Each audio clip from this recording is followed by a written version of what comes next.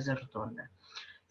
Começo por agradecer a presença do professor António Teodoro, do professor Gonçalo Dias e do professor Luís Filipe Pinto.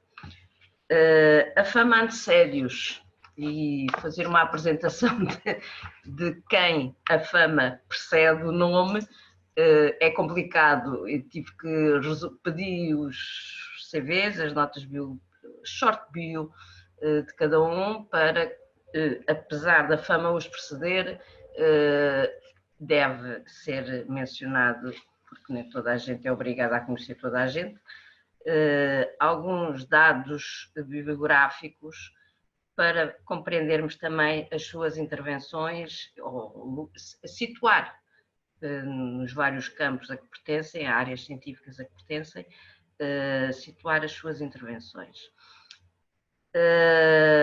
O professor António, isto é assim, vou fazer as apresentações por ordem alfabética. Começando então pelo professor António Teodoro, que enviou-nos um link onde está o seu CV, pus aqui no chat.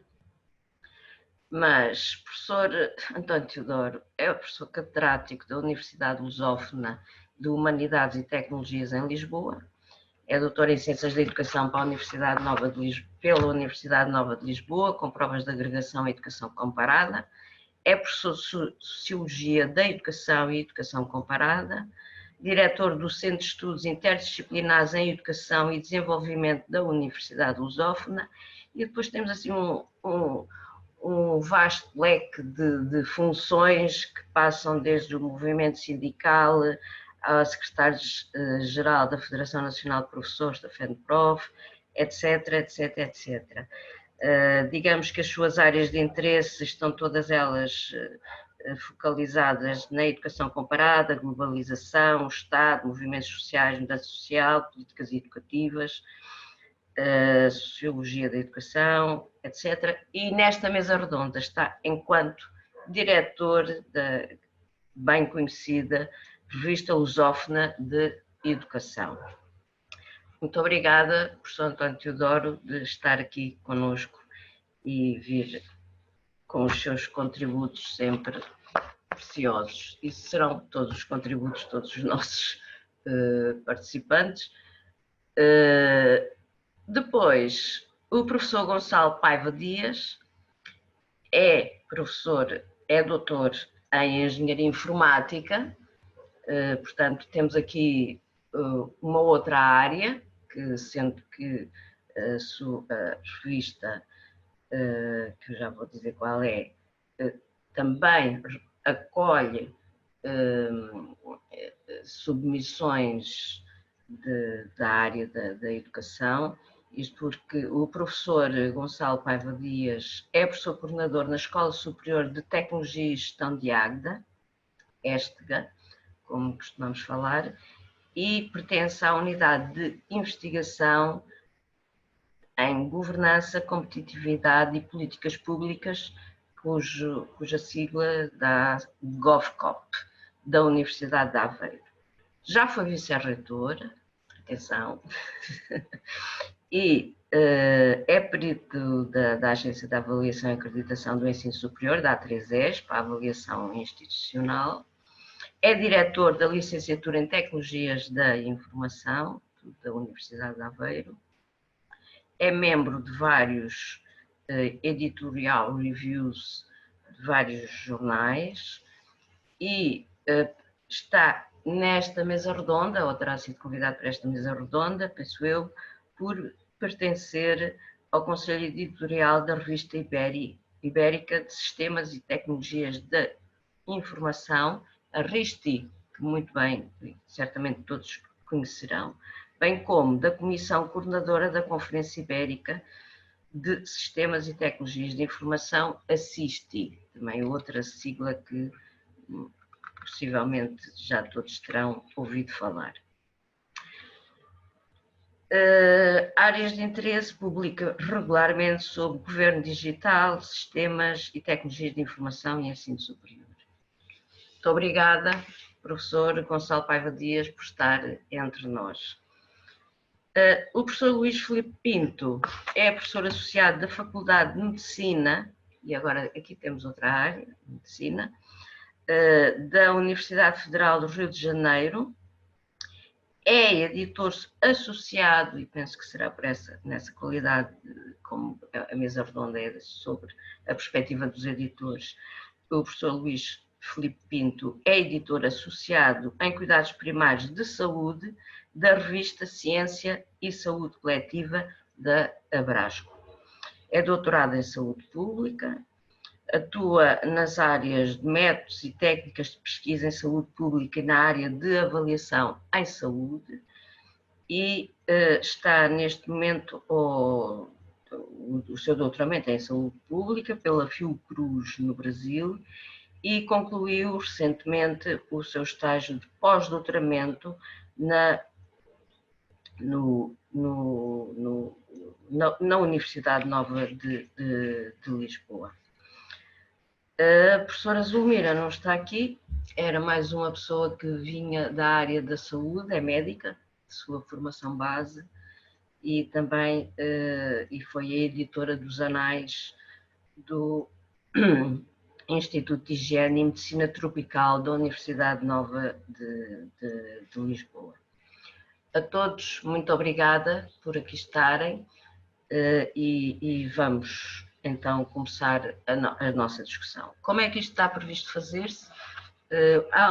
Pensei em várias questões a colocar, cada um terá cerca de 3 minutos, agora podemos nos estender um pouquinho mais, uma vez que a professora Zulmira não está, mas seria assim, farei um conjunto pergunta a pergunta, para não estar a fazer as perguntas todas. Isto é como estou a pensar nos júris de doutoramento, quando o arguendo pergunta ao candidato, quer que faça as perguntas todas juntas, todas em bloco e responde depois àquela que quiser. Não, não vamos fazer assim. Vou fazendo pergunta a pergunta, vamos respondendo para que possa haver maior diálogo.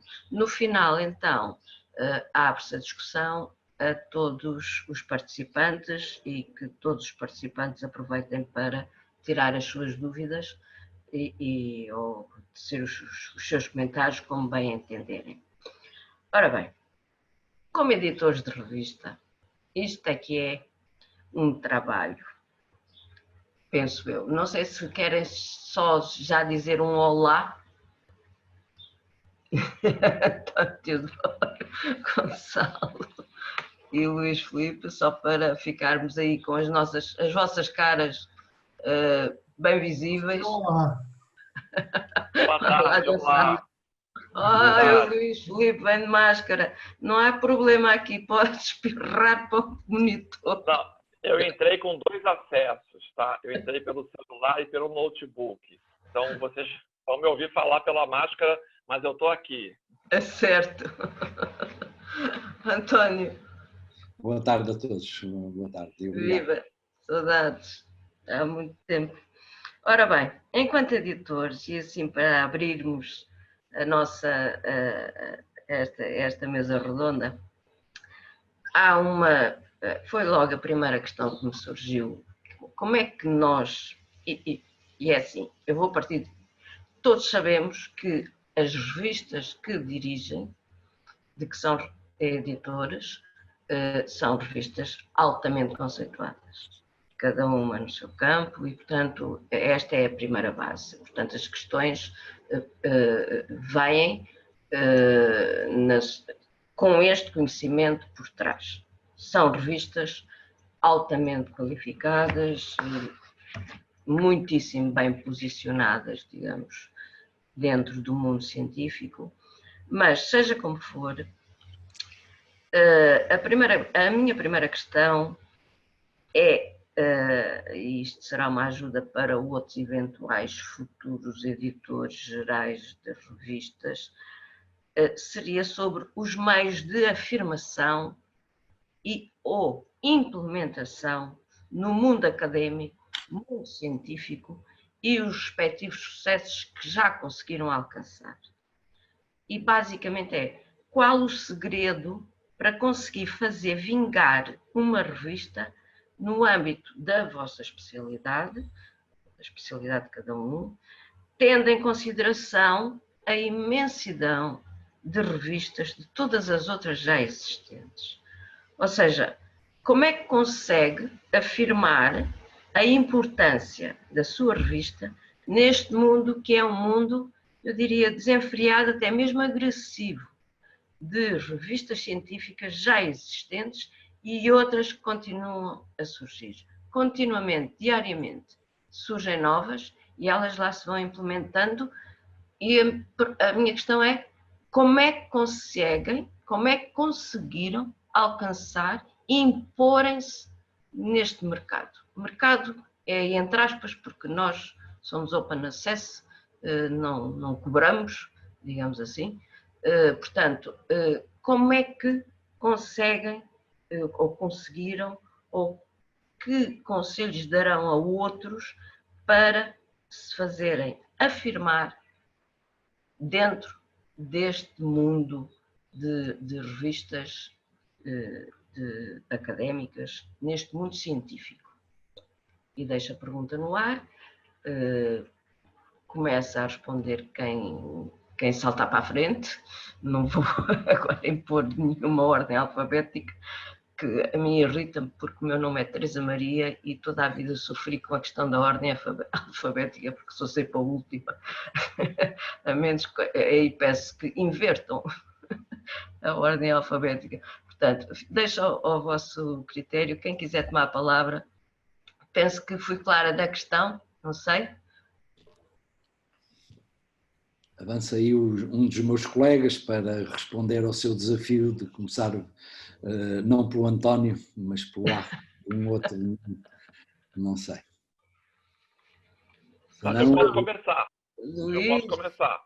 Então, força, Luís, força. Então, eu acho que assim, primeiro eu queria agradecer o convite, mais uma vez, junto ao professor Antônio, aí da Universidade de Aveiro também.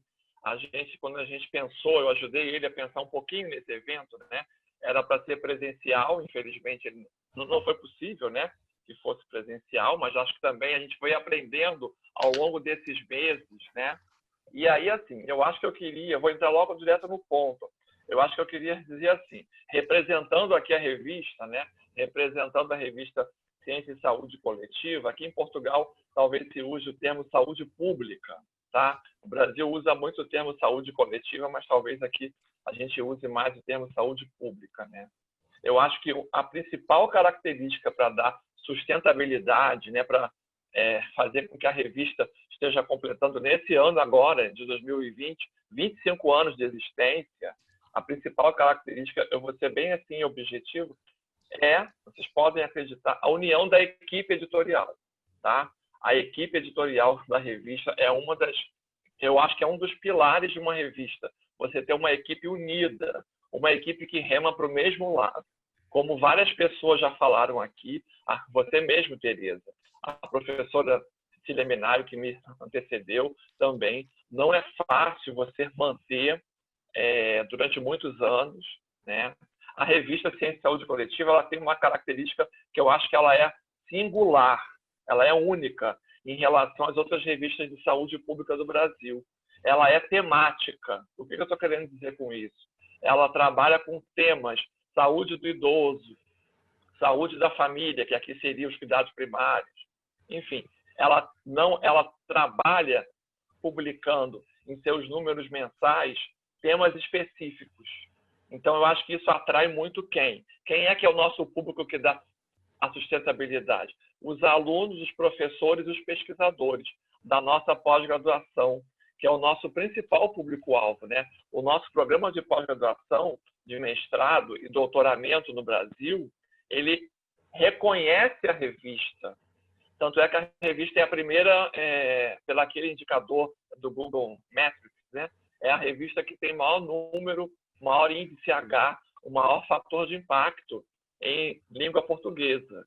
É a revista Ciência e Saúde Coletiva. Eu acho que assim, a união da equipe, o reconhecimento pelo nosso público, né, principal, né, e a vinculação, quer dizer, os programas de pós-graduação do Brasil reconhecem a revista como uma das principais revistas do campo da saúde pública. E a revista tem uma outra característica também, que a faz multiprofissional, né? Ela é intersetorial, ela trabalha com todas as profissões da saúde, não só com medicina, enfermagem, fisioterapia, nutrição, enfim, todas as profissões que compõem a saúde e as profissões que fazem interseção com a saúde, né? Economia, estatística, epidemiologia, outras áreas correlatas. Então, eu acho que essa talvez seja a maior força da revista.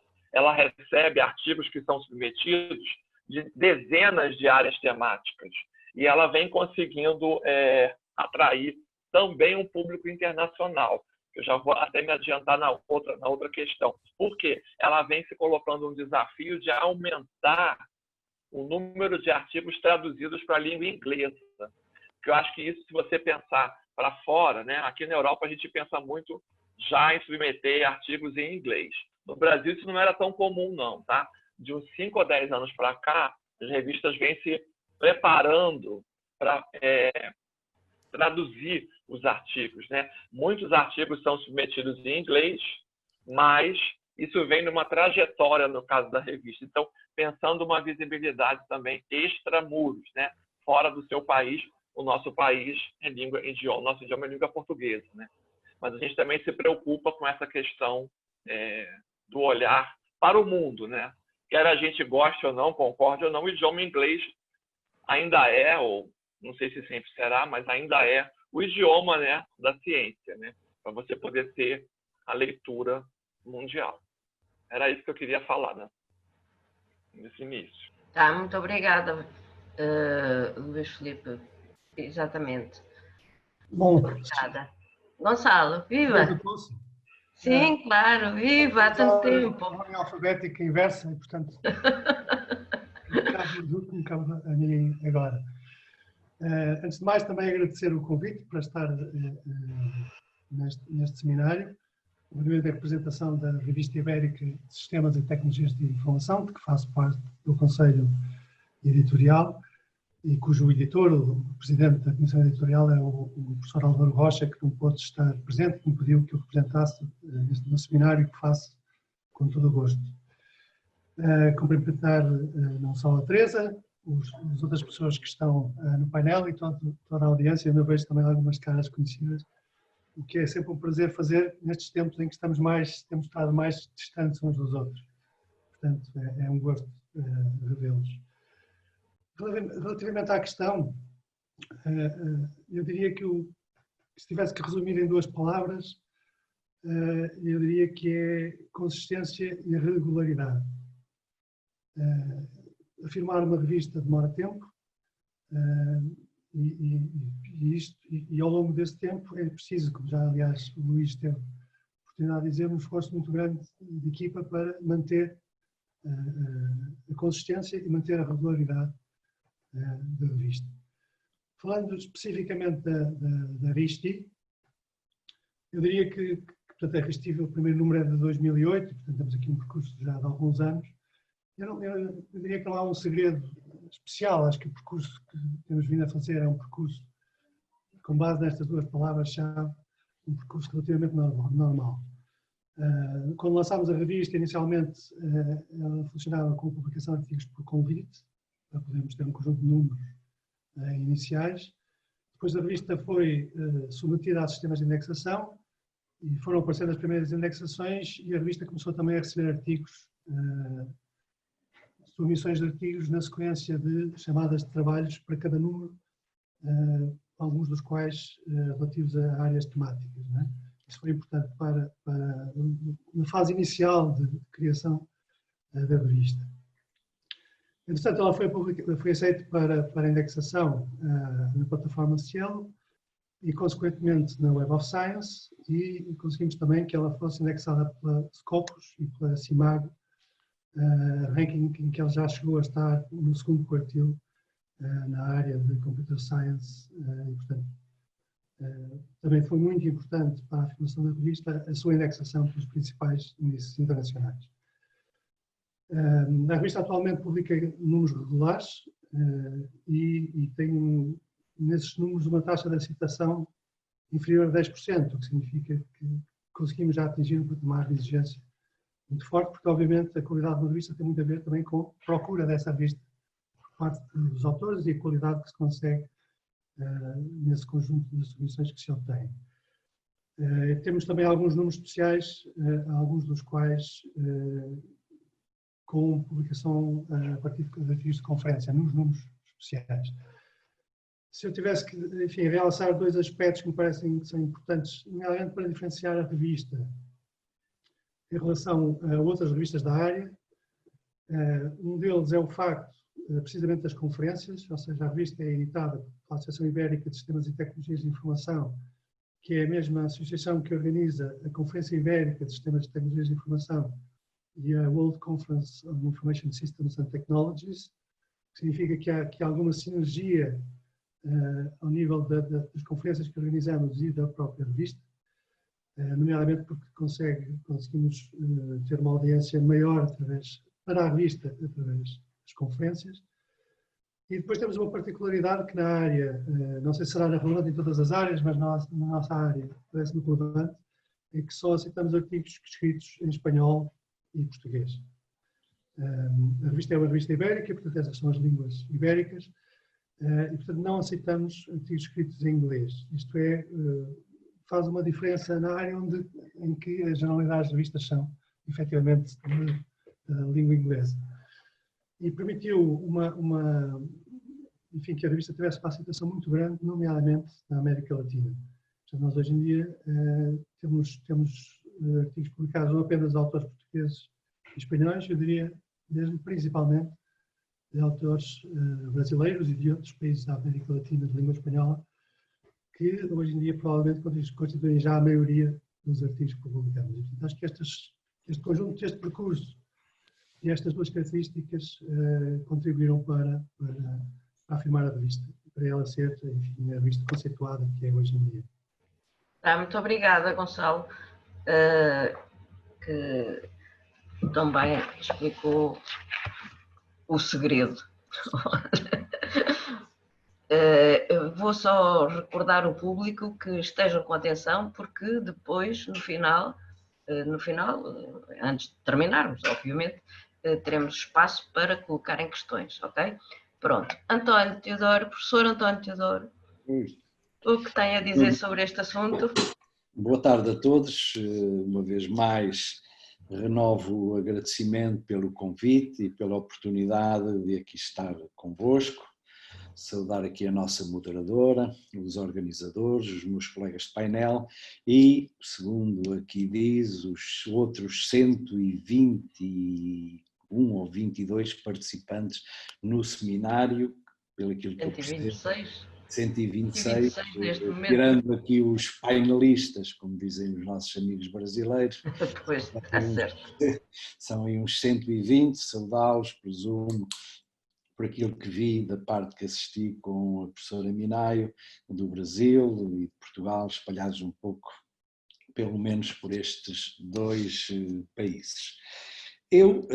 Quem aqui devia estar como editor da revista, deveria ser a Maria Neves Gonçalves, ou José Brás, ou o Manuel Tavares, que foi o editor fundador da revista. Estou aqui como diretor, fundador da revista Lusófona de Educação. Só uma breve informação, eu coloquei agora no bate-papo o link para a revista, para o site da revista. A revista surgiu em 2003 e nestes últimos anos tem saído obrigatoriamente com periodicidade, primeiro com 2 números por ano, depois com 3 e depois com 4 números por ano, que é o que atualmente está que atualmente publicamos.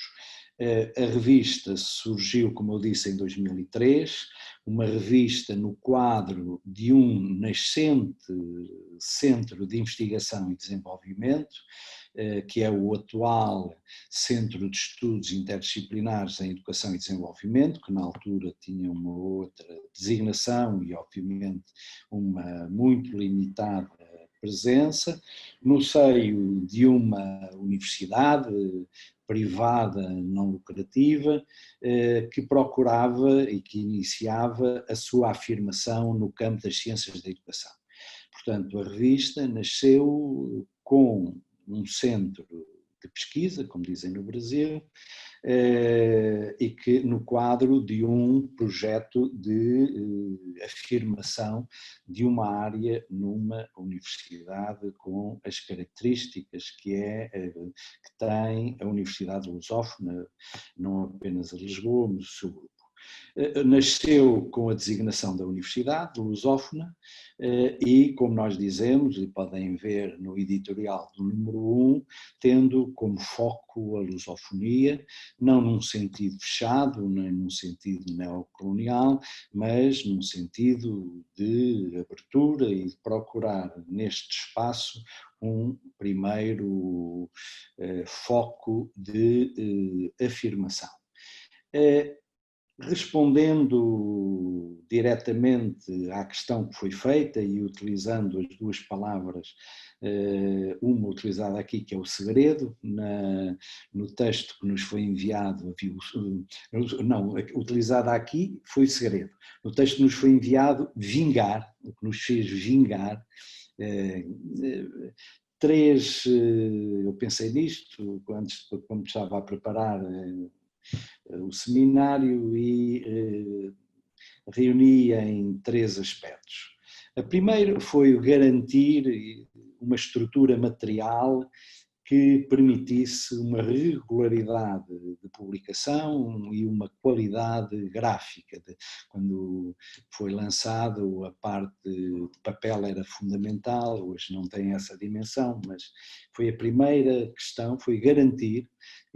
Pela minha experiência anterior, eu tinha sido um fundador e diretor da revista O Professor, que vem de antes do 25 de Abril, da Revolução Portuguesa, tinha sido responsável na Seara Nova por coleções, portanto tinha uma ligação relativamente estreita a estes meios editoriais e, portanto, a primeira questão e a primeira preocupação foi que os projetos tivessem uma base material, que não morressem logo que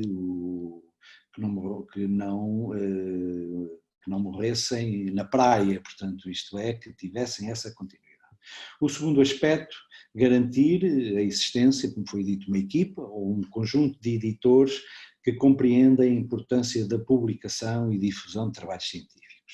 O caso inicial do Manuel Tavares, hoje no Brasil, mas que vai regressar agora, em 2021, o caso da Maria Neves Gonçalves, do José Brás, que tem assegurado nos últimos anos a coordenação e este trabalho editorial, agora com gente mais jovem que se está a juntar.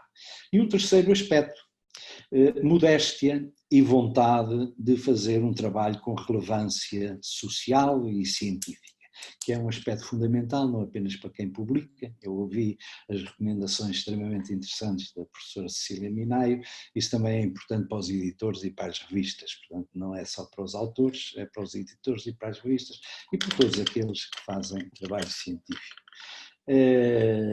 A revista teve, há uns anos atrás, eu não consegui precisar bem a data, a difícil decisão de abandonar a publicação monolinguística apenas em português, e a revista hoje é publicada não apenas em português, mas também em inglês, em francês e em espanhol. A decisão de utilizar estas 4 línguas foi muito debatida, tem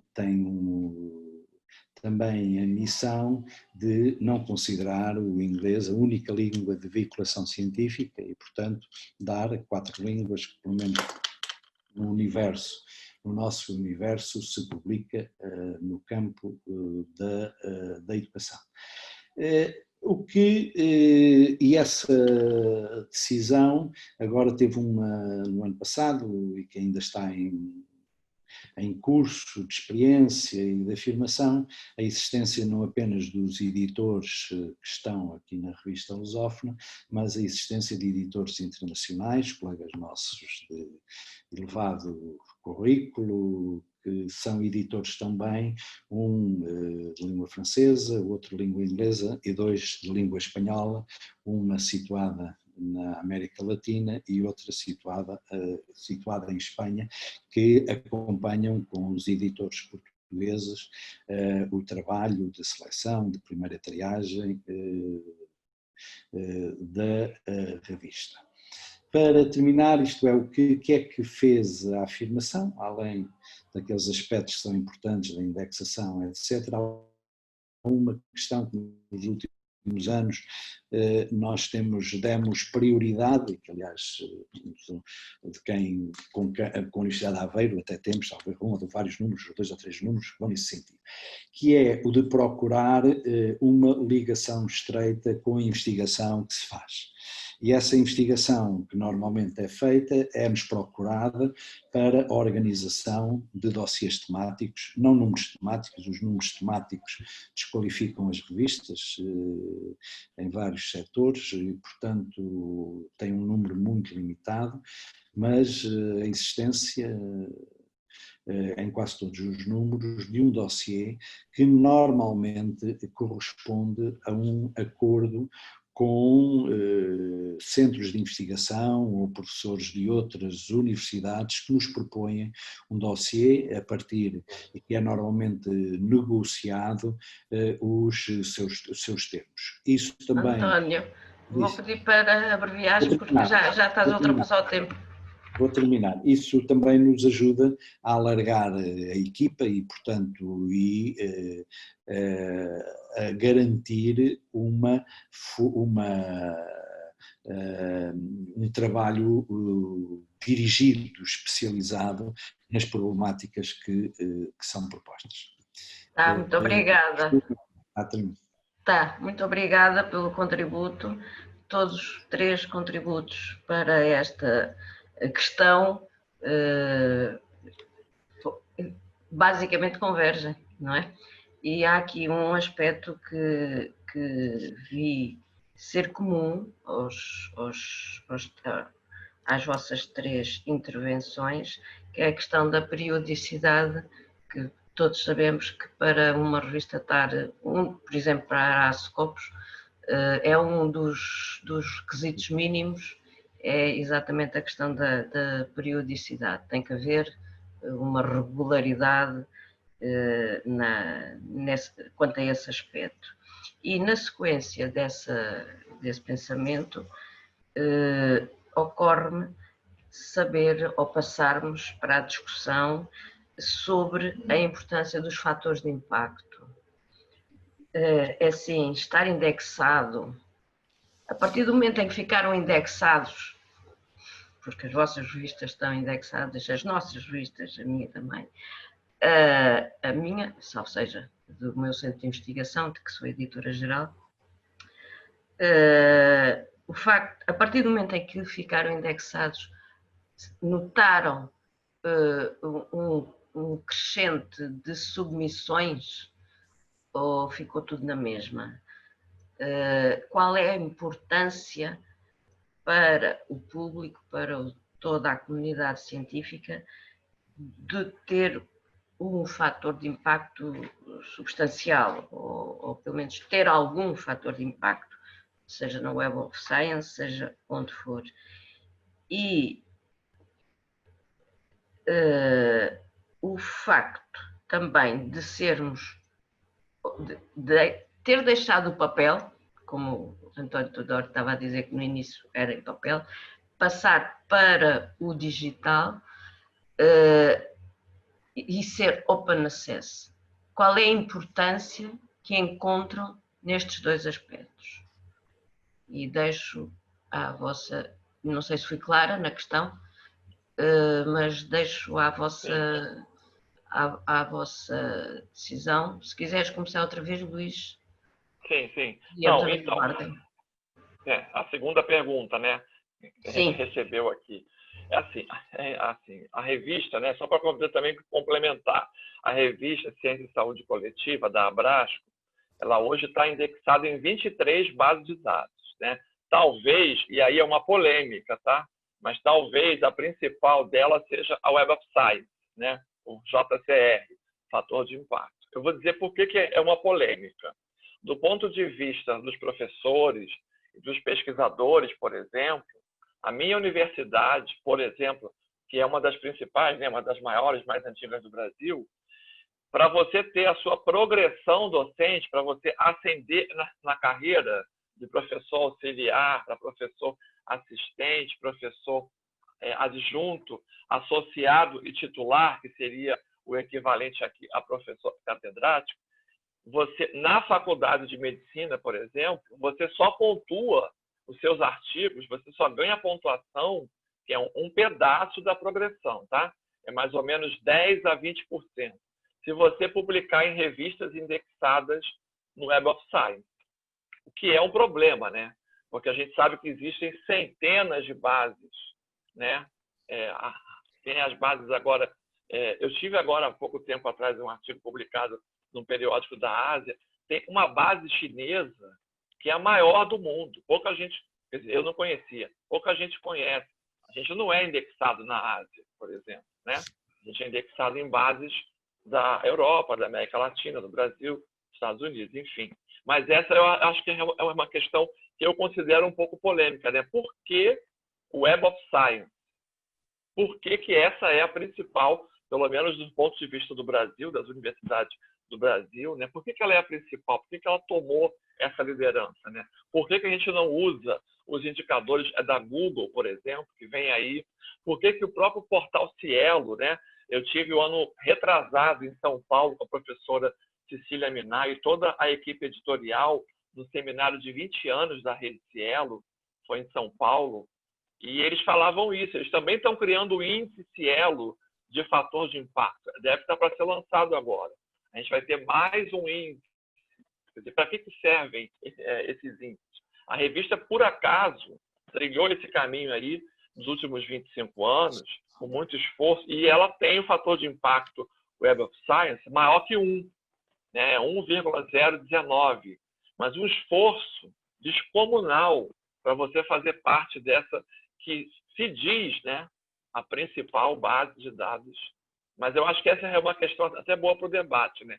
Por que essa é a principal base que, pelo menos, o pessoal do Brasil considera como aquela que deveria ser?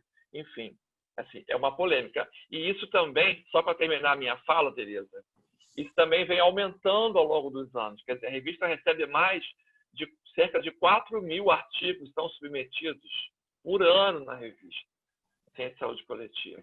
E a estatística que a gente tem é que mais ou menos de 10% a 15% vai até a etapa final e é publicado. Então, é um trabalho enorme. Quando você tem uma indexação aumentando, né, quando você melhora a sua indexação, você tem uma procura muito maior de pessoas submetendo os seus textos, por exemplo. Então, mas essa eu vou repetir para finalizar. Essa é uma questão muito polêmica, né? Por que esse é o principal indicador de fator de impacto, né? Por quê? Deixa até a pergunta aí, meus colegas. Pois, é uma boa pergunta e, como dizes, Luís Filipe, também concordo plenamente. Isto é complicado. Nem sei se toca o plano dos lobbies, mas pronto, não, penso que nos ultrapassa praticamente, a menos que todos nos juntássemos e de repente nasceu um movimento para tornar outra base de dados tão importante quanto a Web of Science. Mas passo a palavra ao Gonçalo Paiva Dias. Professor Gonçalo, se faz favor. Muito obrigado. Eu acho que, no fundo, estamos a falar das questões que, se calhar, podemos abordar de forma independente. Uma questão é a indexação, não é? E os índices. Certo. A questão é o fator de impacto que depois se consegue e a sua relevância para a submissão de artigos. e finalmente a questão do Open Access, que tu também se referiu. Não é?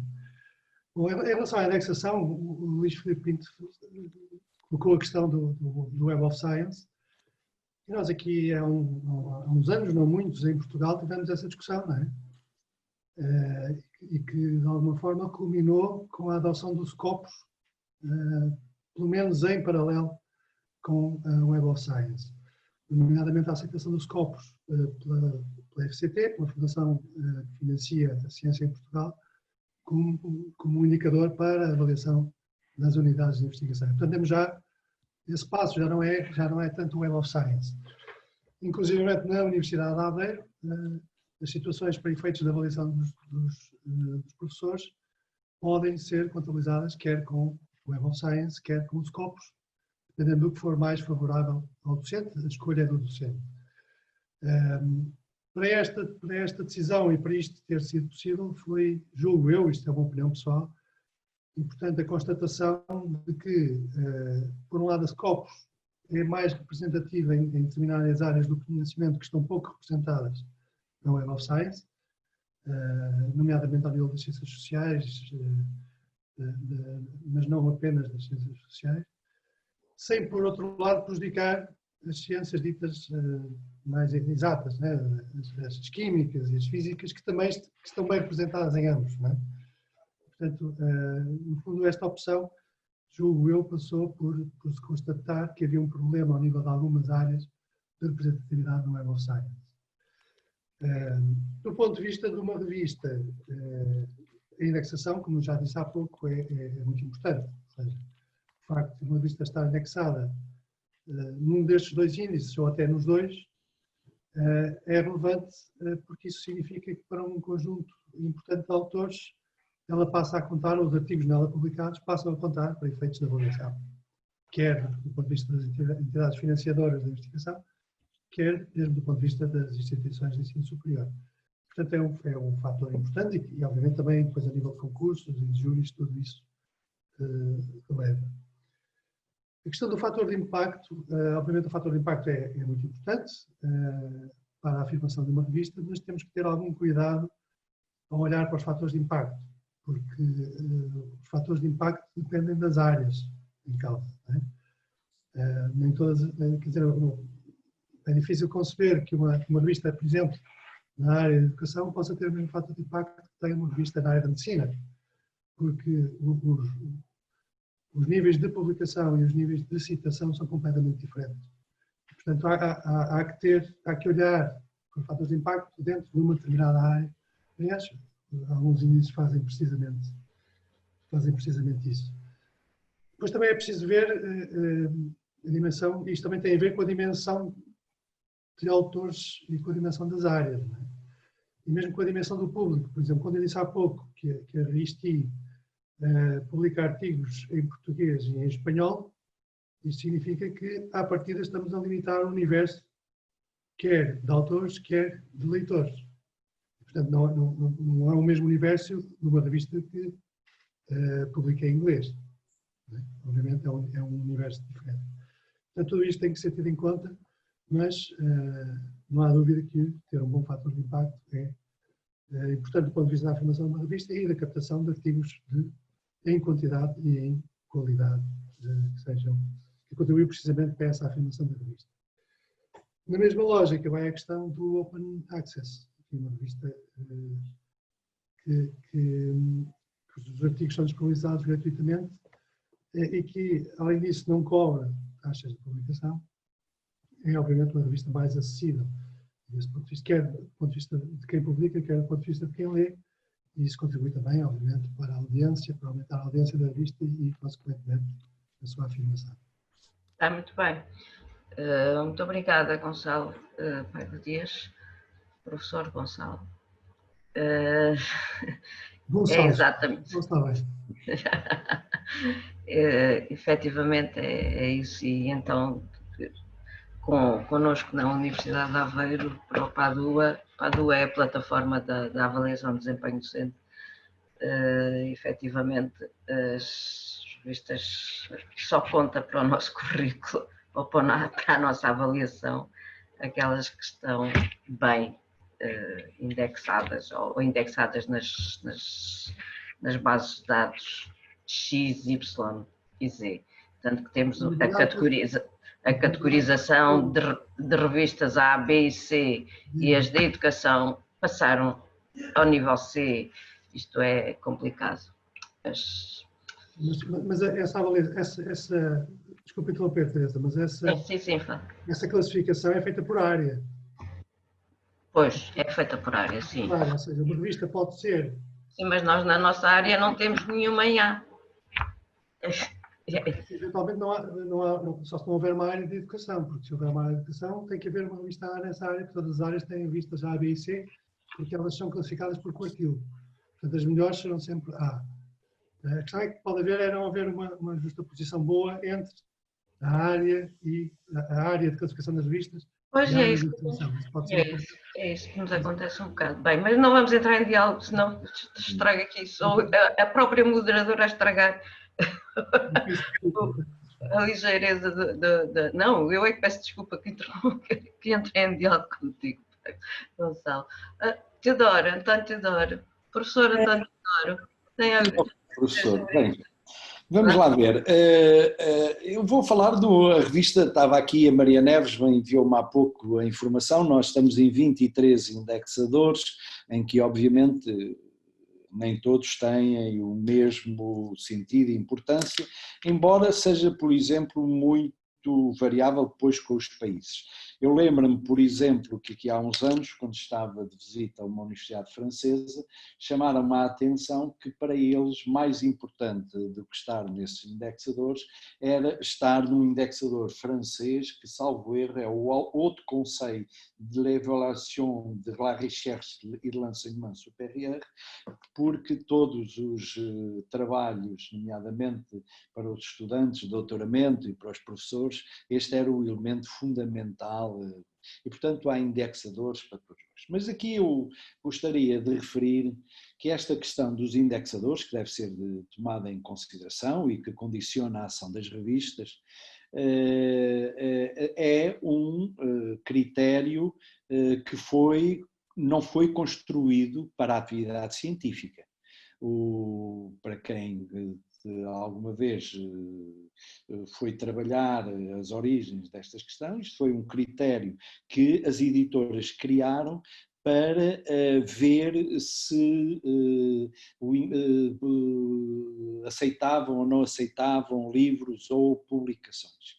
E foi adotado, muitas vezes por preguiça mental, pelas agências científicas e hoje é objeto de debate em todo o mundo, com opiniões decisivas sobre a importância do fator de impacto e com um movimento fortíssimo onde estão as principais revistas, nomeadamente as das ciências experimentais, a Nature, a Cell e outras, de contestação destes processos e que levaram à Declaração de São Francisco e outras declarações. E que levaram, no caso de Portugal, a que nos processos de avaliação dos centros, na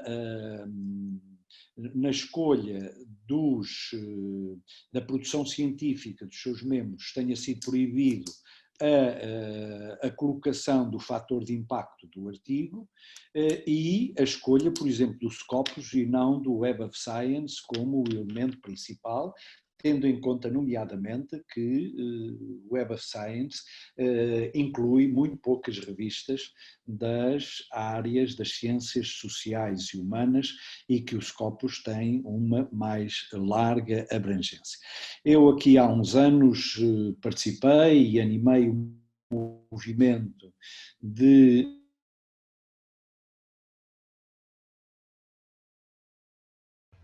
Deixámos-te ouvir, António. Já voltou. Voltar a esta questão e a este debate. Mas respondendo à pergunta que foi direta, é o seguinte, isto é, uma revista quando nasce, e foi o caso da nossa, praticamente é por convite e nós andamos a pedir para escrever na revista. Depois, à medida que ela se vai afirmando como revista,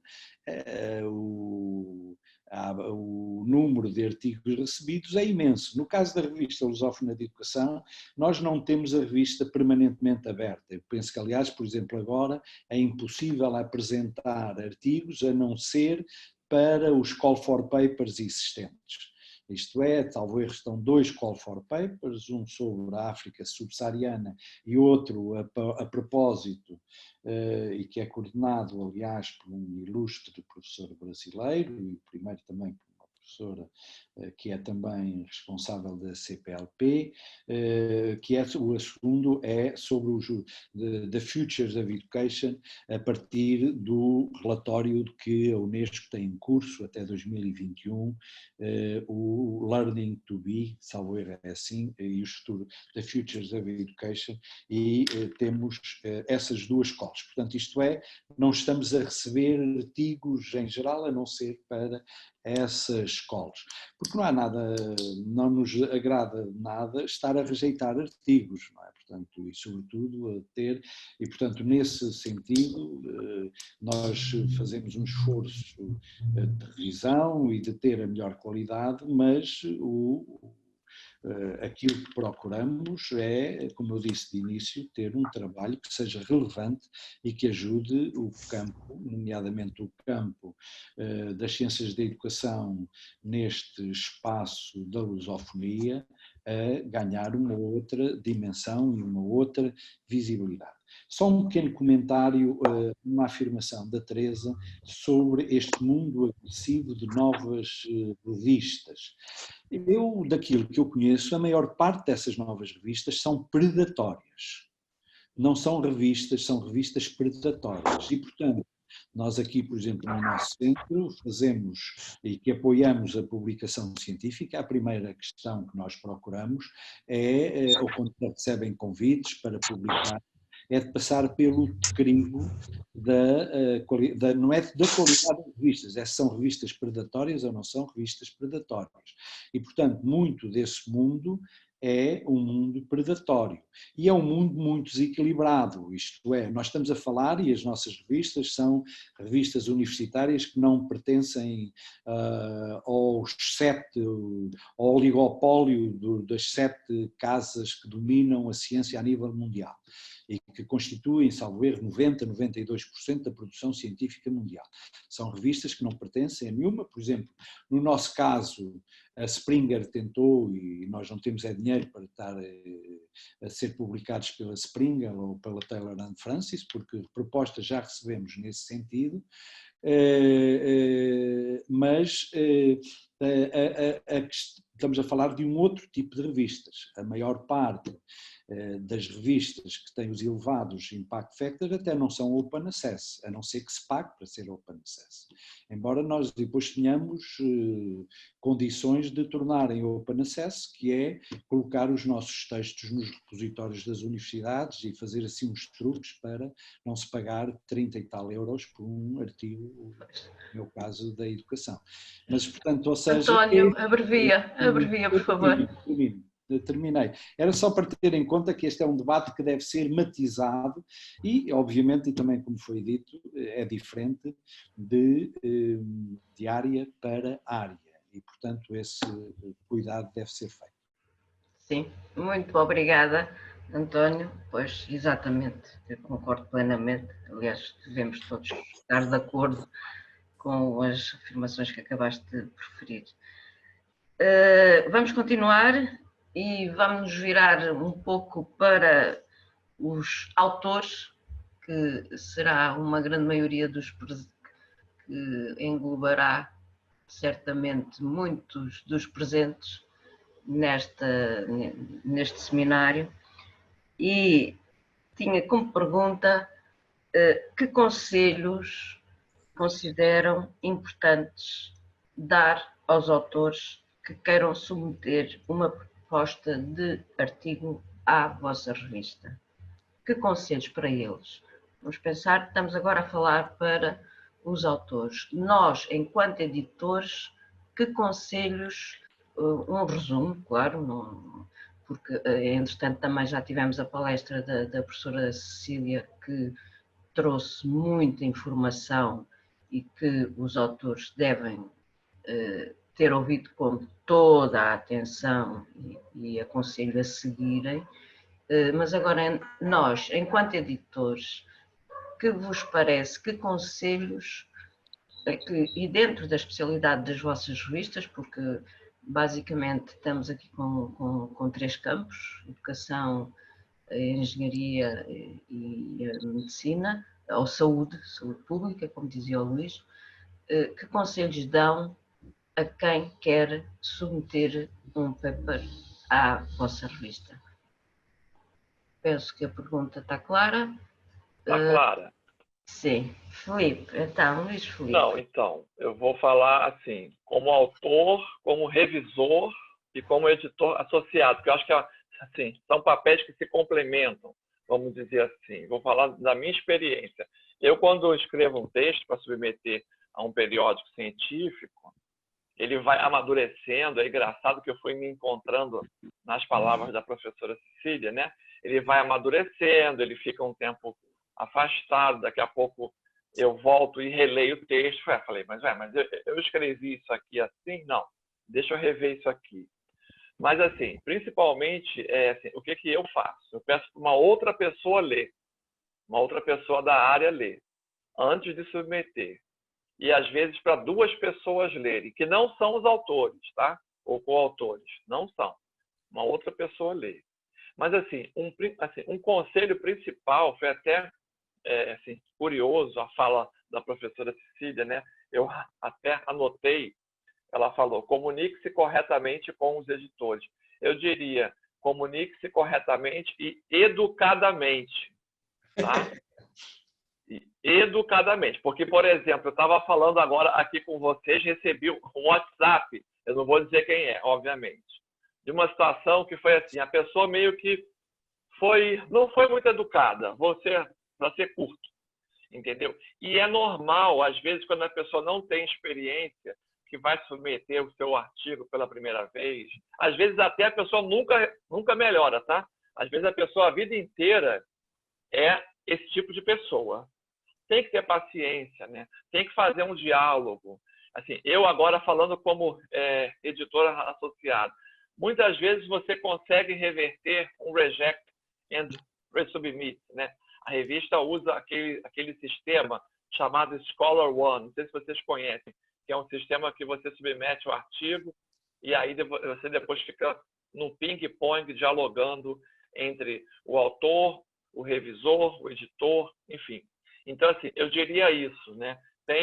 Sejam educados, estou falando agora, porque às vezes é aquilo exatamente que a professora Cecília falou, você não concorda com aquilo. Por exemplo, eu recebi agora, há uns 3 meses atrás, um parecer de 8 páginas.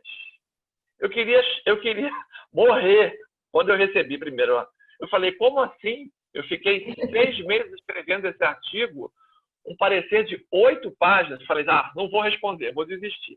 Essa foi a minha primeira reação. Aí eu fui lendo. Eu falei, interessante isso aqui tem a ver. Não, isso aqui é um outro artigo. Isso aqui seria, se eu fizesse de uma outra forma, com uma outra metodologia até. Então, sejam educados. Eu acho que essa é a primeira recomendação que eu diria. Tá? E é assim, você não escreve um artigo de primeira. Dificilmente você escreve um artigo de primeira. Você tem as suas notas, você tem os seus esboços, você vai construindo. Então, assim, eu acho que a educação em primeiro lugar. Sejam polidos, tratem uma resposta com urbanidade. A gente diria no Brasil isso, né? Tratem com urbanidade. Saibam que, às vezes, a pessoa também é daquela mesma área que está avaliando e tem um outro ponto de vista. Tá certo? Então, e uma outra coisa que eu queria falar para finalizar essa minha fala é a questão da metodologia, que para mim é o coração do artigo, né? Às vezes, né, e na maior parte das vezes, quando os artigos são rejeitados, é porque a metodologia diz uma coisa e o objetivo diz outra. E a gente trabalha muito com as 2 abordagens, no caso da revista Ciência e Saúde Coletiva, né? Abordagem qualitativa e a quantitativa. E muitas vezes o objetivo ele é enunciado para ser respondido de maneira mais próxima com uma metodologia quantitativa e a pessoa fez uma metodologia qualitativa. Então, não vai ter jeito, ela vai ter que dar 3 pulos para tentar justificar e às vezes não consegue. Então, sejam educados na interação com os pareceristas. Raramente um artigo é aprovado de primeira. Aliás, eu vi nesses 5, só para finalizar, nesses 5 ou 6 anos que eu estou atuando como editor associado, eu conto nas minhas mãos aqui quantas vezes um artigo chegou, foi para os revisores, para os pareceristas e foi aprovado de primeira. Pouquíssimas vezes. Então, é comum você ter que fazer a interação 1, 2, 3, eu já vi 6 vezes já. Tá? A pessoa teve que ter, nesse caso, muita paciência. Tá? Era isso que eu queria dizer. Tá, muito obrigada. Foste muito claro. Gonçalo, que conselhos dás Bom, às pessoas que queiram publicar na tua revista? Eu tive também a oportunidade de ouvir a professora Cecília Minaio e eu concordo com tudo o que ela disse. Aliás, o que ela disse não se aplica apenas à área das ciências sociais, aplica-se na generalidade, eu diria, a todas as áreas. E, portanto, revejo-me completamente e não daria para além disso grandes conceitos. Dizer se calhar que a Revista Ibérica de Tecnologia e Sistemas de Informação não é propriamente uma revista de engenharia. É uma revista, por exemplo, da área dos sistemas de informação, que é uma área interdisciplinar. Isto significa que nós podemos receber artigos que utilizam métodos típicos da engenharia, não é? Como o design research, coisas desse género, mas também recebemos artigos com metodologias típicas da área das ciências sociais, com métodos quantitativos, com métodos qualitativos também. E, portanto, temos uma grande diversidade de temas que podemos e que publicamos efetivamente, porque realmente a área dos sistemas de informação é uma área muito abrangente. Por exemplo, pode abranger os sistemas de informação da área médica ou os sistemas de informação da área da educação e as questões da informação da educação. E, portanto, tudo isto é englobável. E a este propósito, eu gostava de dizer uma coisa, que é assim, a professora Cecília falou nisto, disse que, aliás, um artigo só deve ser descrito se inova ou se esclarece sobre um determinado tema, julgo que foram as palavras dela. Eu iria um bocadinho mais longe. E sinto isto de rever e como editor também muitos artigos. Quando escrevemos um artigo, ou quando o autor escreve um artigo, não deve pressupor que os revisores ou que o editor sabem que aquilo é inovador. É preciso saber explicar isso. É preciso ser capaz de, logo na fase inicial do artigo, no resumo, ou se não for possível no resumo, logo na introdução, dizer, efetivamente, porque é que é inovador. O que é que traz de novo? Porque é que aquelas conclusões são relevantes? Eu sinto que muitas vezes os artigos ou têm que ser revistos ou são desde logo recusados porque não é claro qual é o contributo que dá. Portanto, o conceito que gostaria de deixar, para além daqueles todos que a professora Cecília mencionou e com os quais já disse que concordo, eu dava muita importância a isto de saber explicar de forma clara e concisa o que é que aquele artigo traz de novo. Ou, nas palavras da professora Cecília, porque é que este artigo inova. Não é? Deixava este conceito, parece-me que é muito importante e nem sempre é fácil de fazer. Pode ser uma coisa muito óbvia, mas nem sempre é fácil.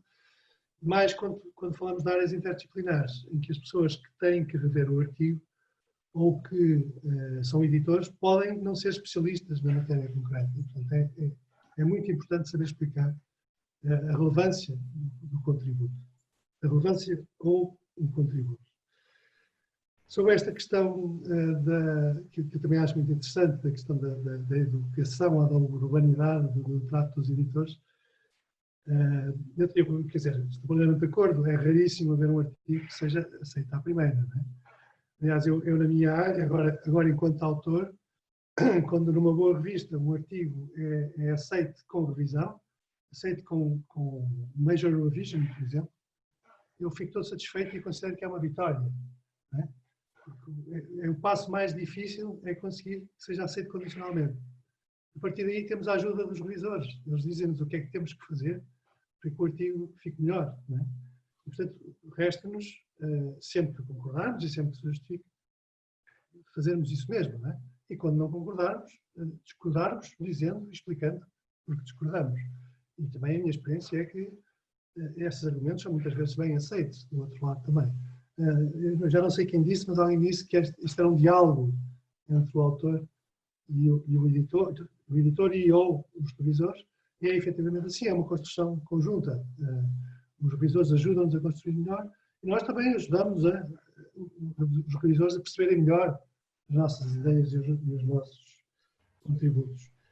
E, portanto, eu diria, repare, este diálogo só acontece a partir do momento em que o artigo é aceito. Claro, não. claro. Portanto, esse passo é um passo fundamental e eu acho que eu iria mais longe do que o Luís Filipe foi. Eu diria que é mesmo uma vitória quando se consegue. Principalmente quando estamos a falar de revistas de grande impacto. Exatamente. Gonçalo, muito obrigada. Passo a palavra ao António. Tenho pouco a acrescentar, não apenas do que disseram os meus dois colegas de painel, mas sobretudo daquilo que eu ouvi da professora Cecília Minaio, que foi sobretudo uma lição de bom senso, de experiência, de muitos anos nestas coisas, tanto do lado da edição como do lado da autoria. Mas eu tinha apenas uma pequena recomendação a quem publica, que é não apenas ver todas as normas que são inerentes à revista, mas também analisar vários números e a cultura da revista. A cultura da revista. Portanto, não é propriamente o tipo de artigos, é a cultura da revista. Muitos autores não têm esse cuidado, Vão atrás apenas dos que ouviram, a revista está indexada, conta para as suas carreiras ou não sei quantos, que está qualizar no A1, está isto ou aquilo outro. Não, e não veem, por exemplo, quando são brasileiros, toda a gente julga que a ABNT é que conta e não é verdade. Não é aceite, no caso da nossa revista, mas não analisam a revista em si, a sua cultura, e isso é uma recomendação que eu faço a todos, qualquer que seja a nacionalidade e a sua origem. Esta era a problema, mas aqui só um reforço. Esta relação com os editores, com os reviewers, que são desconhecidos, que ninguém sabe quem são, nem os reviewers sabem quem é o autor, em geral, salvo se é um texto muito marcado, deve ser marcado por uma modéstia que alguns não têm, sejam autores ou revisores, mas deve ser marcado por uma modéstia que assenta sobretudo no debate que pode ser e deve ser de aceitação quando os contributos dos reviewers são importantes para a melhoria do artigo, de discussão quando às vezes os reviewers emitem opiniões e omitem uma determinada análise que não corresponde à realidade. Eu estou a pensar num que tenho agora aceito, mas com uma questão de um reviewer que não sabe relativamente àquilo que é abordado e, portanto, que se passou em Portugal e, portanto, vê aquilo a partir, provavelmente, dos olhos de quem está no norte da Europa, Mas isso deve ser objeto de discussão e justificar e não propriamente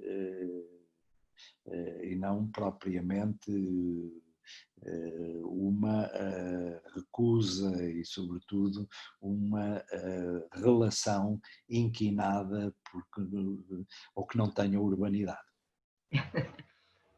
Isto agora ia-me surgir outra questão, que é a questão dos critérios para a seleção dos reviewers, mas não temos tempo. Não temos tempo.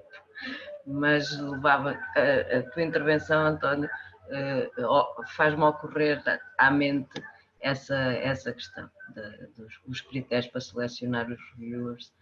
porque depois cada reviewer, pronto, é isso, está no norte da Europa, tem uma leitura, ou a realidade dele é X, que não corresponde exatamente à realidade Y do autor, mas pronto, não vou fazer mais questões, a menos que queiram acrescentar algum de vós, participantes, membros desta mesa, se querem acrescentar algum aspecto, porque se não tiverem mais nada, passaria a palavra, viravam para o público, vou-me virar para o público. Se não tiverem mais nada a acrescentar, os nossos oradores, passo a palavra e ver quem levanta a mão, quem quer colocar questões entre os participantes. Estamos aqui com alguns, por enquanto ainda não vejo nenhum, não sei, Fábio, estás aí também a ver, eu estou com as duas janelas abertas, as dos participantes, à procura de mãos no ar, não vejo nenhuma, no chat também não vejo nenhuma questão, pelo menos. Fábio, estás aí para me ajudar? Estou aqui, professora, estou também a verificar, exatamente, estou a verificar a situação. De facto, no chat não existe comentários, normalmente era dar parabéns ou a fazer divulgações relativamente a algumas revistas de quais pertencem, mas deixaríamos e fazíamos o desafio para que pudessem colocar questões. Caso contrário, os nossos palestrantes de hoje poderão certamente acrescentar alguma informação àquela que já, e foi muito rica, aquela que já nos deram hoje. Ora, ficou tudo calado? Foram claros, ok, obrigada. Não sei, Gonçalo, António, Luís, querem acrescentar algum aspecto que não tínhamos, que considerem pertinente e que não tenha sido focado nem desenvolvido? Eu acho que é um tema que talvez pudéssemos conversar mais um pouco. Sim, diz, Gonçalo, obrigada. Com a escolha da revista. Sim. Isso foi um tema que não foi muito explorado e me parece que é importante, realmente, para o tipo de audiência que temos, que é perceber qual é a revista indicada para podermos publicar um trabalho. Não é?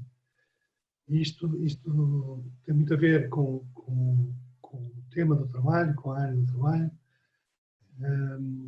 mas também tem a ver, como o António Teodoro dizia, com a cultura da revista, não é? Com a tradição que essa revista tem de publicação no tema que estamos a tratar. E, tipicamente, uma boa forma é ver onde é que, eu diria, ver onde é que as nossas referências que estão na base do nosso contributo, do que sustenta o nosso contributo, foram publicados. Isso normalmente dá uma boa indicação de um conjunto de revistas em que aquele tipo de trabalho pode ser bem considerado. Deixava só este... Sim, obrigada.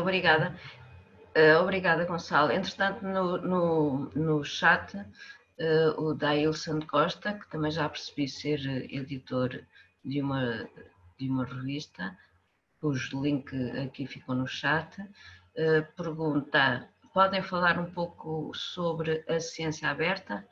Vejo que é a atual discussão no âmbito da divulgação científica. Não sei qual de vós quer responder a esta questão. Portanto, a pergunta é, não sei se me ouviram, eu estou com isto ligado, estou. Podem falar um pouco sobre a ciência aberta? Vejo que é a atual discussão no ambiente da divulgação científica. Não sei quem quer avançar. Não é apenas no âmbito da discussão científica.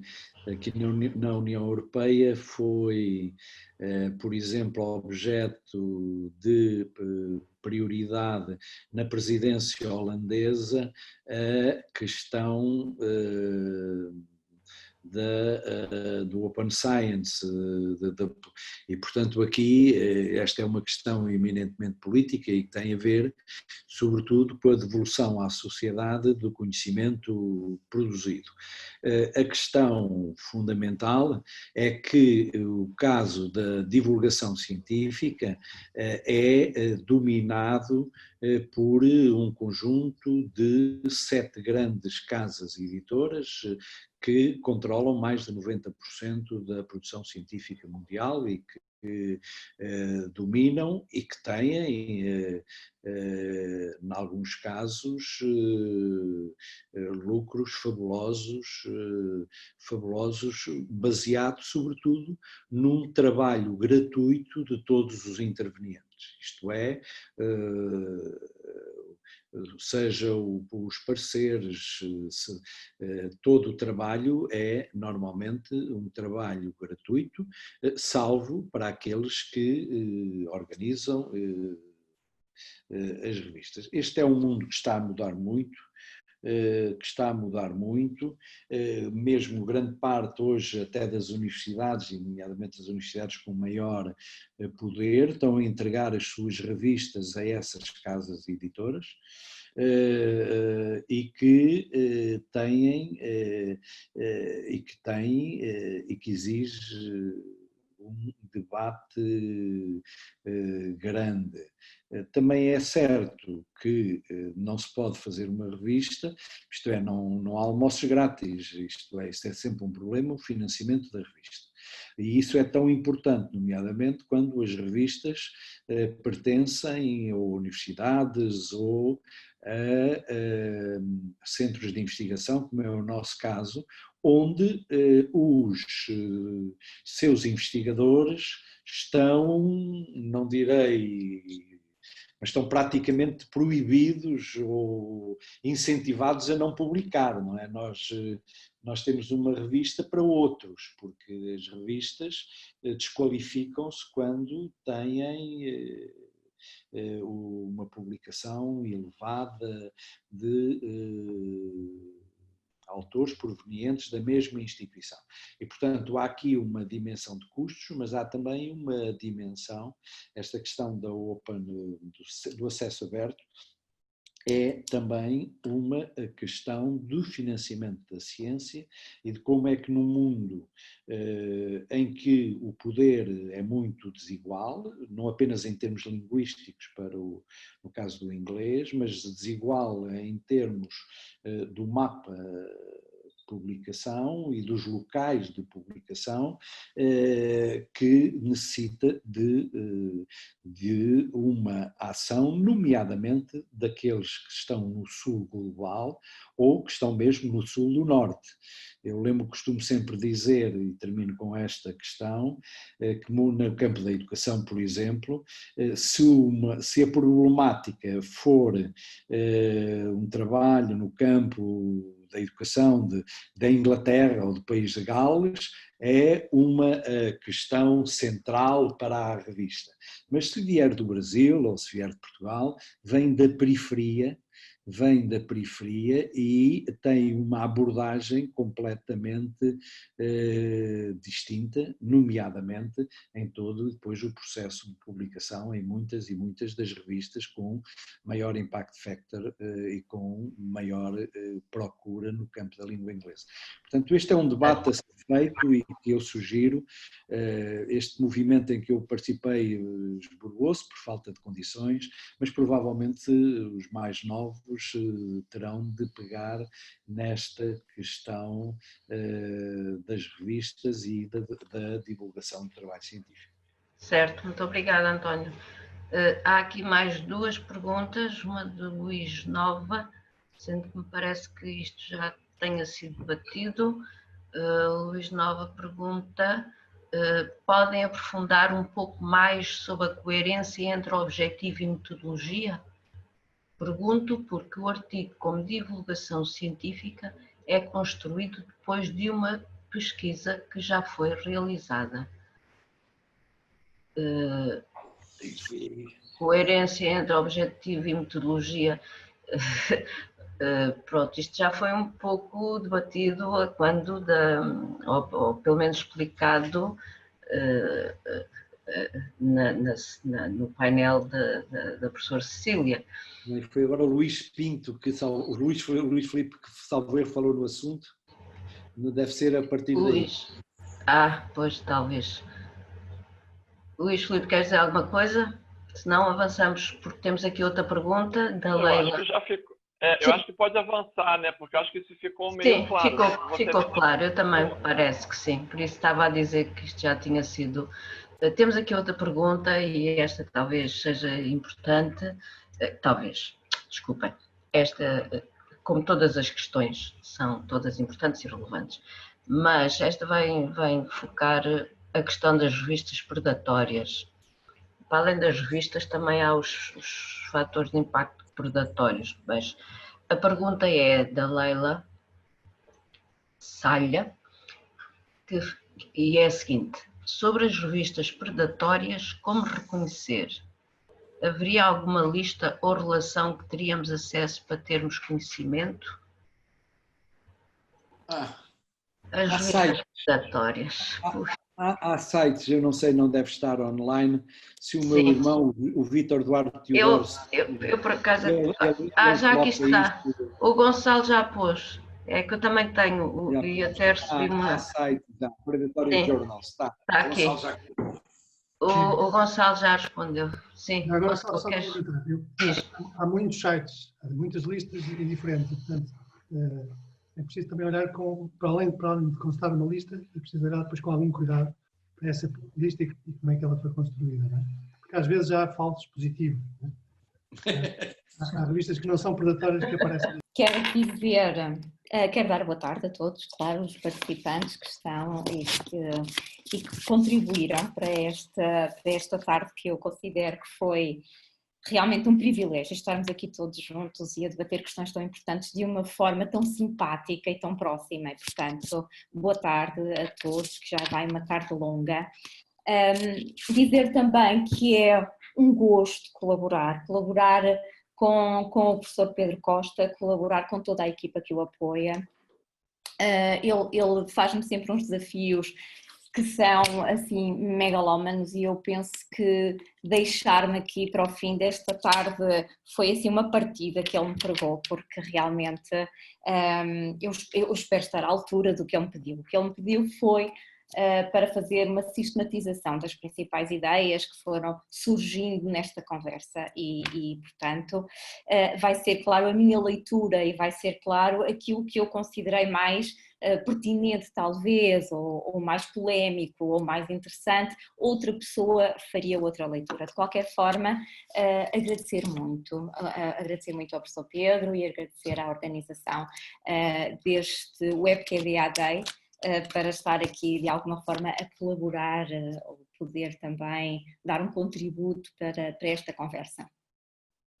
Queria dizer também que acho muito interessante podermos estar a falar numa conversa de assuntos que são tão importantes, e tão importantes para investigadores, tão importantes para editores, tão importantes para professores. São de facto temas, problemas, desafios, digamos assim, que no nosso dia a dia nós vamos de uma forma ou de outra sempre confrontando e vamos debatendo, mas esta informalidade aproxima as pessoas, penso eu, e portanto uma conversa é mais simpática do que uma palestra, porque nos une, porque nos permite trocar ideias, porque nos permite dar a nossa opinião, porque deixa um bocadinho de lado as hierarquias e os papéis que vamos assumindo por força das circunstâncias e torna-nos todos pares, e eu acho este tom um tom muito, muito simpático, acho muito simpático. Eu penso que foi, acima de tudo, e quero também agradecer a todos os intervenientes que estiveram antes de mim, agradecer a generosidade da partilha. Eu penso que foi uma tarde de partilha de experiências, de partilha de conhecimentos, de partilha de um saber construído ao longo da vida, enquanto professores, enquanto investigadores, enquanto editores de revistas e, portanto, muito obrigada também por essa generosidade, muito obrigada pela vossa partilha, porque às vezes sistematizar o que nós aprendemos e partilhar com os outros permite aos outros um salto enorme, principalmente quando estamos aqui também com tantos investigadores de informação inicial, com tantos doutorandos. Eu penso que esta partilha de saberes e esta troca de experiências é muito, muito, muito enriquecedora. Partindo então daqui, destas primeiras considerações, eu tinha pensado que poderia ir avançando nesta sistematização de acordo com a ordem, digamos assim, que a tarde seguiu e começar um bocadinho pela mesa redonda que a professora Cecília Minaio dinamizou. E foi, para mim, muito interessante. Primeiro, o título da mesa redonda, que foi por si só também provocador, a sua excelência ao artigo científico. E nós que fazemos investigação e nós que temos que publicar para progredir na carreira, de facto, o artigo científico e a sua publicação assumem um papel tão importante e tão central. Nós estamos tão preocupados se já publicamos, se não publicamos, em que revistas publicamos, como é que vamos publicar. Portanto, a publicação tem um papel muito central nas nossas vidas e, portanto, realmente é a sua excelência. E nós andamos muito à volta disto. Quantos artigos publicaste este ano e em que revistas? E, portanto, ele é realmente importante, não só porque permite veicular, partilhar conhecimento, mas também porque nos permite a nós ir progredindo na carreira, são as exigências dos tempos atuais. E ele é importante e especial, como dizia a professora Cecília Minaio, de facto, mas as razões pelas quais ele é especial, para mim, são muito mais interessantes do que todas estas exigências. E, de facto, como é que a comunidade científica partilha conhecimento? E, atualmente, o artigo científico é um veículo primordial da partilha deste conhecimento. Eu diria quase de fazer chegar à maioria das pessoas o conhecimento que se vai produzindo. Isso é muito, muito importante na construção do conhecimento científico. E, portanto, esta comunicação científica que se faz através da publicação de artigos, este formato universal da comunicação científica de que falava a professora Cecília Minaio, esta possibilidade de circulação do conhecimento e do saber que permite uma contínua reformulação, questionamento do conhecimento é um aspecto muito importante da escrita e da publicação de artigos científicos. E depois a abordagem explícita de aspectos que eu diria que são quase de aula, mas de aula no bom sentido, de aula de o que é que nós temos que ter em consideração quando vamos abordar o desafio de escrever e posteriormente publicar, ou tentar publicar, um determinado artigo científico. E aqui foi uma aula mestra, de facto. Começámos por ver o que é um artigo científico, o que é de facto um artigo científico e quando se dá aulas de metodologias de investigação, como é o meu caso, ter o contacto com investigadores em formação inicial do que é que se escolhe para escrever um artigo, que não é um resumo de uma tese, por exemplo, que foi explicitamente disso, mas que é o desenvolvimento de um tópico que se aprofunda, mas de forma criteriosa, intencional, com um objetivo definido à partida, com a escolha da revista em que se pretende publicar à partida. Portanto, esta estratégia de construção do artigo científico é um aspecto muito interessante de explicitamente abordar, ou seja, eu não vou escrevendo ao sabor da pena, é uma escrita objetiva, intencional, e que eu tenho à partida definida até, o público-alvo obviamente, mas até a revista em que eu quero publicar. Portanto, não é eu tenho este artigo e agora vou ver em que revista é que posso. Não, é exatamente o contrário. Eu quero publicar nesta revista, vou construir para esta revista.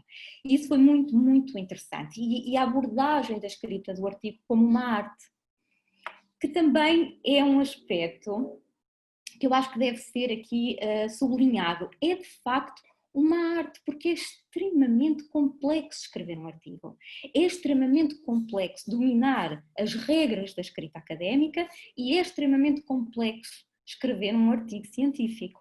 E, portanto, a ideia da arte de escrever um artigo científico foi uma ideia que eu guardei, que ficou, porque acho que é de facto muito interessante. A questão de um ato pragmático, que eu estive a dizer, não é? O escolher a revista, escolher o foco, o público-alvo primordial, portanto, todas estas questões que são estratégicas e são pragmáticas, de escrita consciente. E depois uma questão que também foi depois retomada na mesa redonda que se seguiu, que é a questão de que quando eu escrevo um artigo, ele tem que ser inovador, não pode ser mais do mesmo, não pode ser uma outra leitura sobre um aspecto que já não é inovador, ou seja, o que é que o meu artigo traz de novo para a comunidade que o vai ler? O que é que ele acrescenta? Isto de facto vale a pena?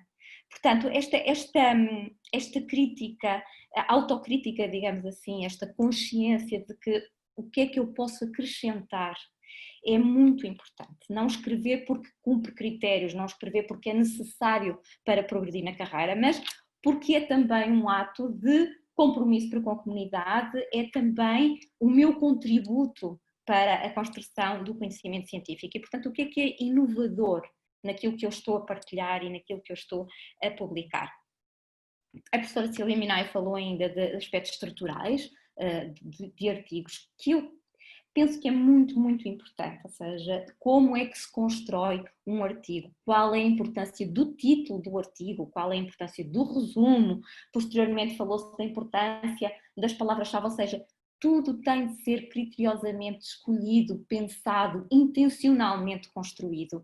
Esta ideia é muito importante, esta ideia de a intenção em todo o processo e não o escrever e no fim ver para que é que vai dar. Ou seja, porque escrever um artigo não é escrever uma história, não é escrever um romance, é uma escrita com intenção, estrutura, regras distintas. Portanto, esta ideia de facto de que a escrita académica tem regras para se cumprir.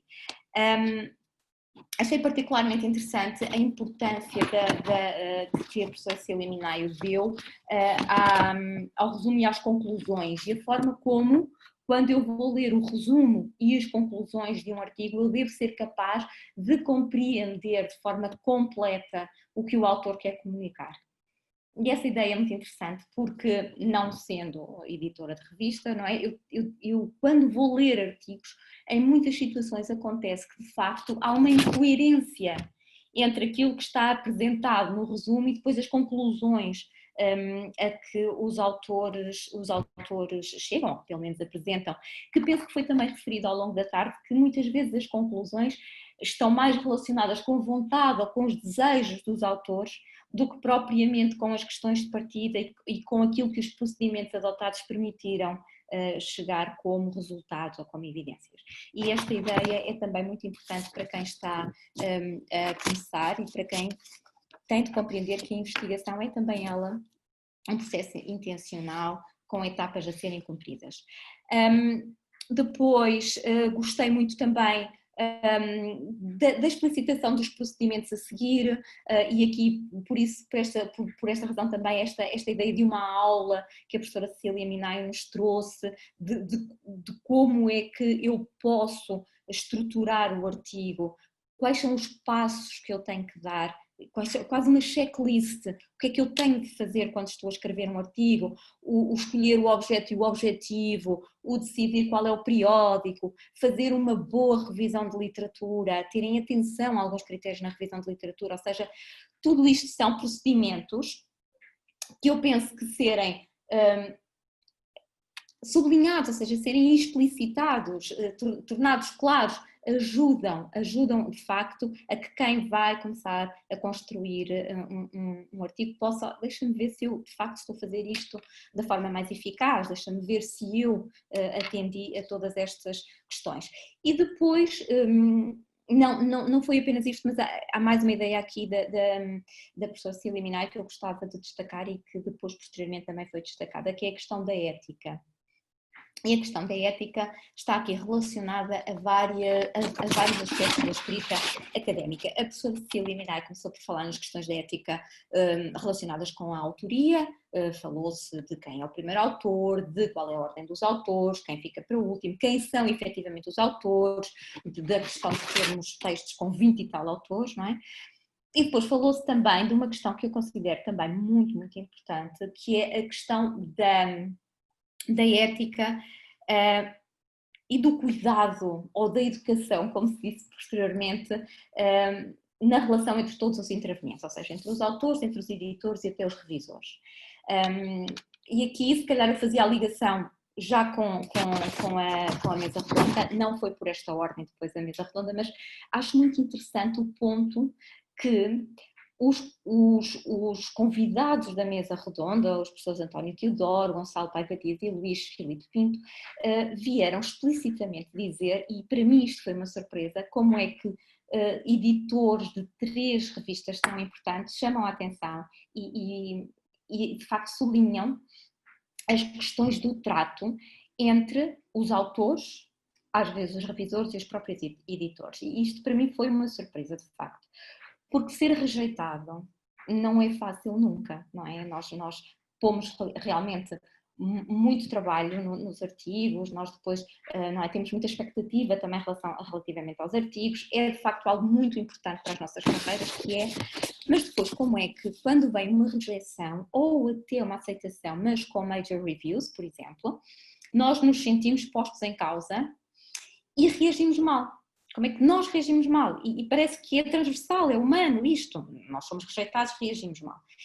E foi muito generosa a partilha destes 3 professores que, sendo reconhecidos investigadores, reconhecidos professores e reconhecidos editores de revista, nos dizem claramente, não, mas quando eu submeto e vem rejeitado, ou quando eu submeto e vem com major reviews, eu disse, muito obrigada por aqui tão, eu não sei, generosamente, humildemente, partilharem que mesmo enquanto têm este percurso todo e toda esta experiência e todo este conhecimento, pode acontecer ser rejeitado. Então como é que um investigador em início de carreira ou um investigador que apenas é professor e que depois consegue fazer investigação e tem equipas mais pequenas, como é que eu posso ter sempre a expectativa que o meu artigo vai ser aceito sem qualquer feedback? Está ótimo, excelente, parabéns.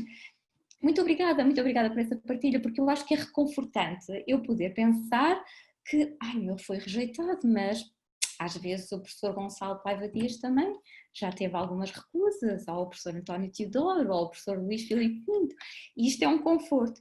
E depois também o conselho a seguir, que foi de não reajam a quente, esperem um bocadinho.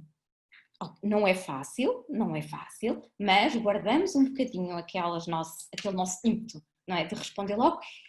Vamos depois analisar então aquilo que nos dão de feedback. E é um processo de discussão, e essa ideia de que é um processo de discussão é também uma ideia muito importante, porque eu posso até argumentar ou contra-argumentar aquilo que me é dado como feedback por um revisor. O que eu não posso nunca é entrar realmente num confronto no sentido, não é, de passarem argumentos que não são científicos, pois argumentos que têm a ver com a minha pessoa e que têm a ver com o facto de eu me sentir posta em causa. Portanto, muito obrigada por isso, eu queria dizer mesmo isto, muito obrigada, eu acho que é muito importante, porque entre nós é sempre muito difícil, eu submeti 3 artigos e só um é que foi aceito, por exemplo, ou já submeti uns 4 vezes um artigo a esta revista e nunca consegui. E esta ideia de facto de que todos já sofremos isto e de que é normal que isso aconteça e que não faz mal, não somos piores investigadores por isso, é uma ideia muito, muito importante. Portanto, muito obrigada. Doutora Patrícia, peço só desculpa, é só para lembrar que o nosso tempo já está praticamente no fim, que se pudesse... Só mais uma coisa. Já entrar na sua reta final, está bem? Por causa é só mais uma coisa. Só mais uma coisa, Fábio. Quer dizer também que esta mesa redonda, eu penso que é também muito, eu não queria dizer educativa, mas é quase isso, como é que os investigadores que estão a iniciar a sua formação, e isto é muito importante, podem explicitamente discutir questões que têm a ver com fatores de impacto, indexação, open access. Isto é quase um mundo desconhecido. E é um mundo desconhecido que muitas vezes não temos muita consciência, é quase um polvo de onde é que se chega, porque falou-se até aqui, a propósito do Open Access, por exemplo, da questão do financiamento da ciência, como é que é financiada a ciência, como é que são financiados os centros de investigação, como é que é visto o impacto do próprio centro de investigação, dos investigadores que lá estão, como é que isto se relaciona com a indexação das publicações destes investigadores. E, portanto, eu acho que poder explicar um bocadinho como é que isto se passa, de onde é que vem a indexação, quais são as bases de indexação mais importantes ou mais reconhecidas, os fatores de impacto e como é que eles influenciam a nossa progressão, foram aspectos muito, muito importantes e muito interessantes. E eu penso, para terminar, Fábio, que esta tarde foi, de facto, uma tarde muito rica em informação para todos nós, claro. Eu tenho imensas notas tiradas sobre o que foi dito aqui e quero agradecer realmente a generosidade da partilha de todos e dizer que estas conversas informais, em que todos podemos participar, em que todos podemos fazer questões, são de facto sessões muito, muito importantes e, portanto, olha, lançar o desafio a que possam organizar mais vezes, talvez com menos tempo, mas podermos conversar informalmente sobre aspectos tão importantes e que são determinantes para o nosso percurso enquanto investigadores. Muito obrigada a todos, muito obrigada, Fábio, e a toda a organização.